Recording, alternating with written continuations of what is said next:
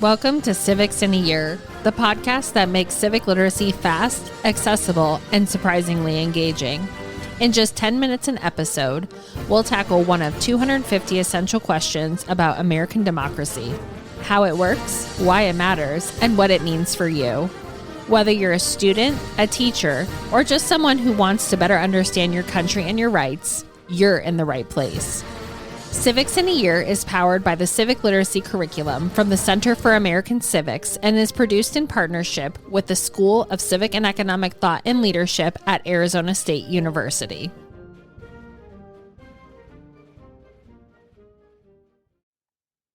Welcome back to Civics in a Year. Today we're talking about a term that you might have heard, populism. But populism is not a new term. Professor Bryanberg is back with us. Professor Bryanberg, populism, like I said, not a new term. What is it and where did it originate? I'm not going to say what it is in the abstract because like many terms, it changes meanings. But what I want to talk about is the sort of populist movement in the 1890s. And it's worth emphasizing, like the progressive movement that succeeds it, there is not one single like creed that you sign up and you say, this is what a populist believes. Mm-hmm. There are some populists who are basically conservative free market types that just want to have anti-monopoly kind of stuff and not in slightly more inflationary currency. There are other populists that are indeed sort of proto-socialists. So there are some populists that really want a stronger national government. There are other populists that basically say, nope, the federal government has power to coin gold and silver. We want more silver, and we want antitrust against railroads. But otherwise, like, leave it alone and keep the feds away from me. So it's sort of a set of moods or perspectives. But broadly speaking, what unifies populists of this era is a sense that something has gone amiss in the American economy and that it no longer works for sort of working people. Now, whether right or wrong about the economics of this or whether they're, it's a sort of separate question, but it's a belief that a lot of folks have, particularly rural folks. Farmers are the core, sort of the backbone of these populist movements. And they're not necessarily aligned with urban workers, right? So sometimes their interests are actually quite in tension. So it's not even a sort of, haves versus have-nots, even as the populists try to make it as that. There's often a deep skepticism of financial institutions attached to this, that basically they're not productive parts of the economy and or they sort of gain wealth by kind of manipulating stuff that normal people can't figure out. So, and then the populists also are both a formal political party and a sort of movement that has parts of both of the other two parties. It will eventually sort of merge into the Democratic Party. Probably the main issue, other than sort of antitrust that we were talking about in an earlier session, probably the other main issue that sort of unifies most populists is the issue of currency, which is really boring and tedious, important, but the short version is the U.S. government, the U.S. Constitution authorizes the federal government to make coins of gold and silver, right? Mm-hmm. And basically, depending on the ratio of gold and silver that's being minted and coined, and because you can convert your money back into this, like you can take a note and convert it back into currency. Depending on what the ratio is, the economy is going to tilt either inflationary or deflationary. Farmers, inflation meaning your money is worth less, so this is beneficial if you've borrowed money. Deflationary, it's bad if you have loaned money or are a retiree. Deflation, conversely, is bad if you have borrowed money. That the money that you are paying back is now worth more than what it was before. And so we alluded a little bit when we talked about the Lodge bill, if you remember. Like I said, there's that weird aside of those senators that basically got bought off by silver to turn against the Civil Rights bill. And so part of the payoff for that is in 1890, our friend John Sherman, again, we talked about with antitrust, pushes through a Silver Purchase Act, basically increasing the amount of silver that the federal government is buying, which, because they can convert it from banknotes, is basically designed to be sort of moderately anti-deflationary, I guess. Cleveland, nonetheless, but then you get a panic of 1893, and there's a run on gold as a result of this, possibly, depending on who you're asking, a run on gold, federal gold reserves as a result of this Sherman Silver Purchase Act.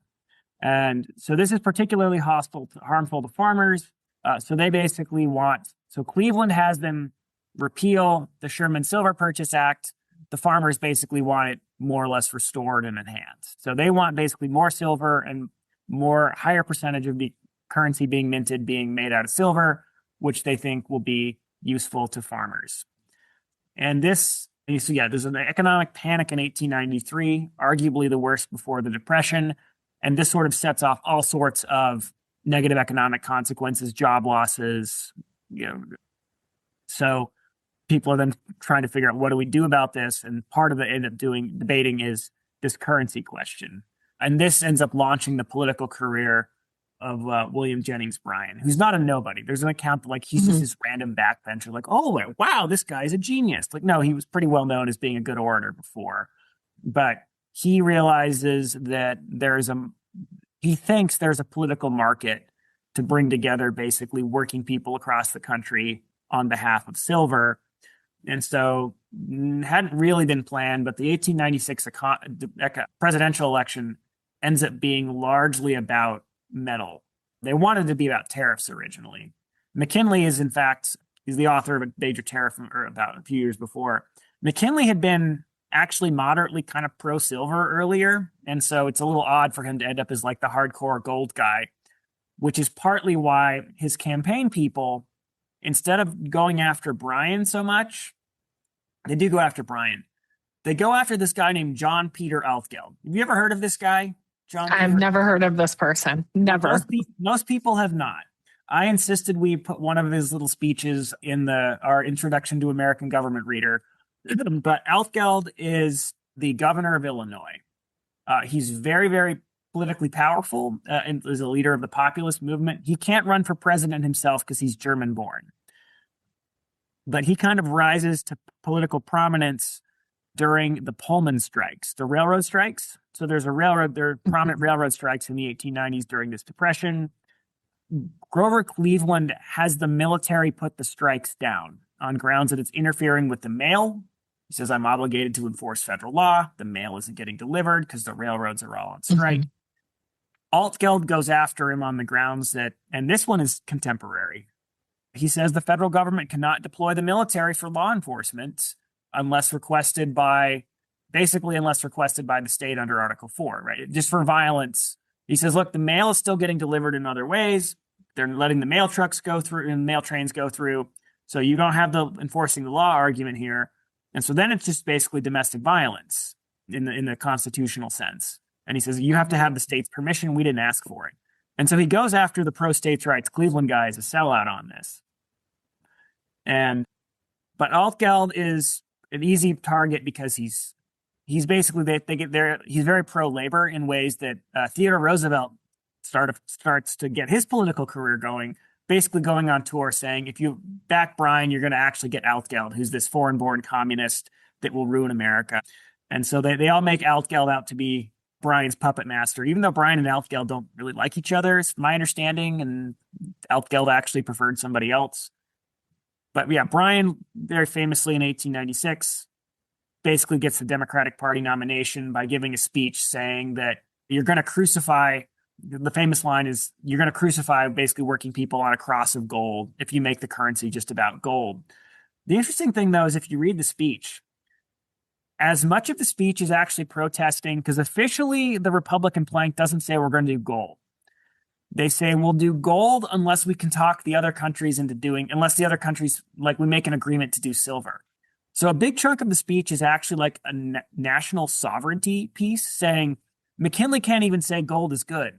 He wants to sell out our economic policy to basically British bankers and foreigners.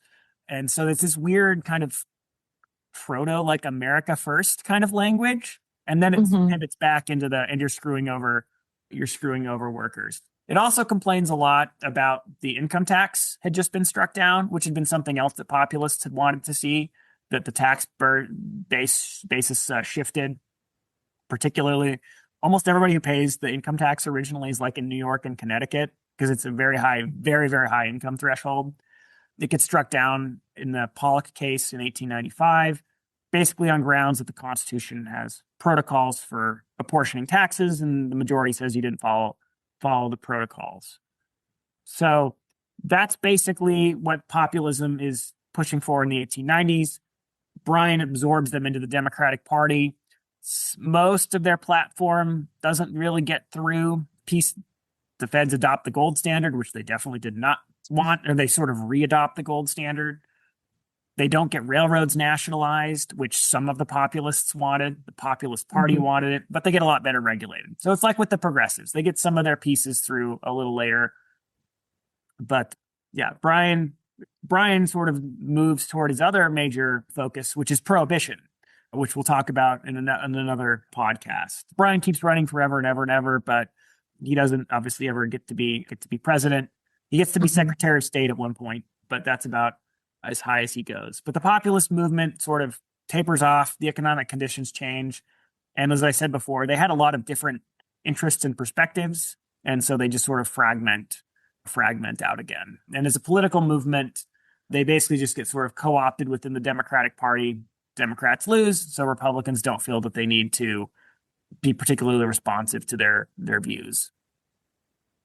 So talking about the Cross of Gold speech, what does that tell us about the state of American politics at that time? So this was written in 1896. Yep. How does the speech give us a kind of window to the state of American politics? Well, considering most of us don't spend much, I guess people kind of complain about the Federal Reserve from time to time, but most of us don't really get that into monetary policy. And yet, basically, and if you look at the 1896 Democratic Party platform, which is sort of built in tandem with the Cross of Gold speech, it's all about that. Like 80% of the length of it is basically about metal policy and how that, inflation, deflation. People get mad about inflation still. So that still matters. Like that's still a live issue, but sort of in the context, so in some sense, it's a language, and like this sort of anticipates, you always ask what does this matter today? But I'll just sort of merge the two of them here. It shows that inflation is a big deal. Inflation, deflation policies are a big deal. Stable currency is something people care about. But it's not, I think most people sort of want a stable currency and not one that they feel is rigged against them one way or the other, right? The farmers are convinced that it's, they're not saying like we took out loans, we shouldn't have to pay them back.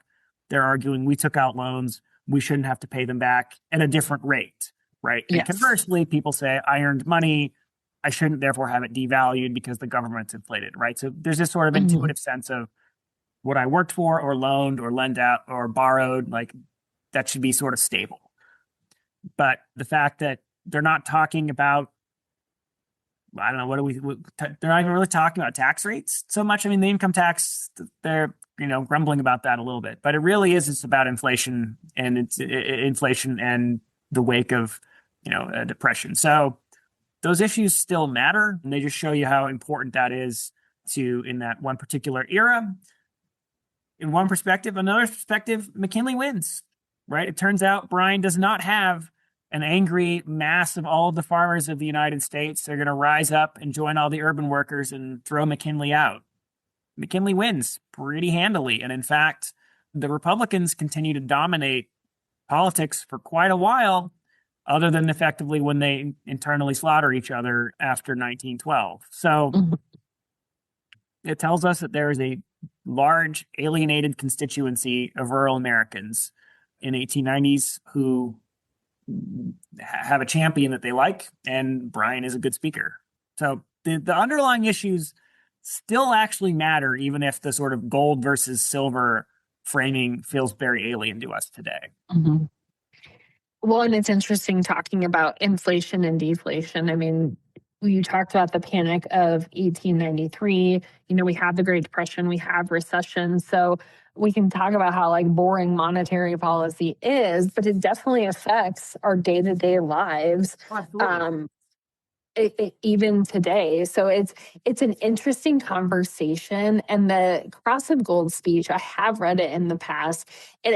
this is why I like primary sources too, because it gives us a window into that time. And you had talked about like the term populism doesn't just mean one thing, because it depends when we are talking about populism, right? There are different populisms over time, and there are different populisms even at the same time. I mean, they're like, it's a Venn diagram of most of the populistish folks are interested in, but Altgeld's not, they're not all even into the silver necessarily. Like, they have different emphases. Some of them want the income tax, some of them want aggressive antitrust, so some of them want nationalization. So this is the time that I sound like a historian and not a political scientist. But like, even within the times, the stuff's more complicated than just like, you're not signing up to the code of populism in a way that like a Christian's reciting the Apostles' Creed or something like that, right? There's no sort of populist equivalent.